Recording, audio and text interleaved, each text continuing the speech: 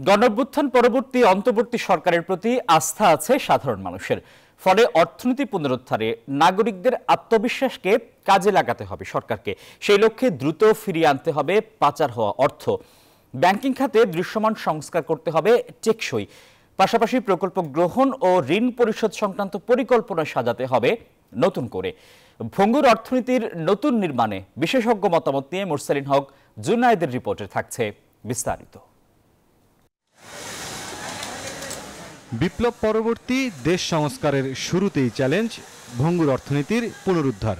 যদিও বিশ্লেষকরা মনে করেন দৃশ্যমান কিছু পদক্ষেপের মধ্য দিয়ে নাগরিকদের আত্মবিশ্বাসী করে তুলতে পেরেছে অন্তর্বর্তী সরকার। আমাদের দেশের লোকদের একটা বিশ্বাস এসেছে যে না, এই সরকার পারবে, এই সরকারে আমরা সহযোগিতা করব। সুতরাং ওই কনফিডেন্সটা হচ্ছে ইম্পর্টেন্ট। ইকোনমির উপর কনফিডেন্স ফেরত পাওয়াটা হচ্ছে ইম্পর্টেন্ট। এই বিশেষজ্ঞ মনে করেন নাগরিক আস্থা আরও দৃঢ় করতে দ্রুত ফিরিয়ে আনতে হবে নানাভাবে পাচার হওয়া অর্থ। ব্যাংকিং চ্যানেলে অর্থ পাঠাতে উৎসাহিত করতে হবে প্রবাসীদের। বিদেশে পাচার করা অর্থ ফেরত আনার চেষ্টা করলে, রপ্তানির অর্থটাও ফেরত আনা, এইটা করলে পরে রিজার্ভের যে ক্রাইসিসটা আছে সেটা আমরা কিছুটা হলেও পূরণ করতে পারবো।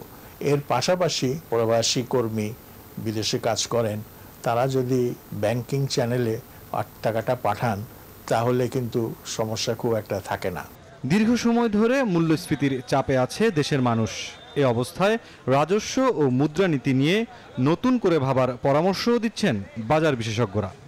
মুদ্রানীতি এবং রাজস্ব নীতি এটাকে আরও একটু ভালোভাবে সমন্বয় করে সাধারণ মানুষের উপরে যে মূল্যস্ফীতির যে চাপ এটাকে কিছুটা নিরসন করা সম্ভব। এবং ব্যাংকিং খাত এখানে যদি একটা সুশৃঙ্খলা যদি আনা যায় তাহলে কিন্তু এটা বিনিয়োগ, উৎপাদন, বিপণন, মূল্যস্তর, রপ্তানি, রিজার্ভ, এক্সচেঞ্জ রেটের স্টেবিলিটি সবকিছুতে একটা ইতিবাচক ভূমিকা রাখবে।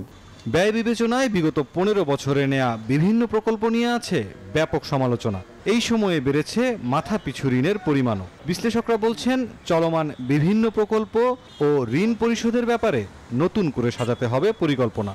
প্রকল্প যেগুলি আছে সেগুলোতে যে ঋণগুলি নেওয়া হয়েছে সেখানে ওই ব্যয়টা করলে যে লাভটা হবে সেটার তুলনায় যদি ব্যয়টা বেশি হয় তাহলে ওই প্রকল্প আমরা হয় স্থগিত করবো না বাদ দিয়ে দেবো। যারা ঋণ দিয়েছেন তাদের সাথে বসে যদি কোনো রকম রিস্কেজুলিং এর পথ পাওয়া যায়, পথ তো আছে, তাদেরকে যদি রাজি করানো যায় তাহলে হয়তো আমরা এটিকে অ্যাটলিস্ট স্ট্যাগার করতে পারবো।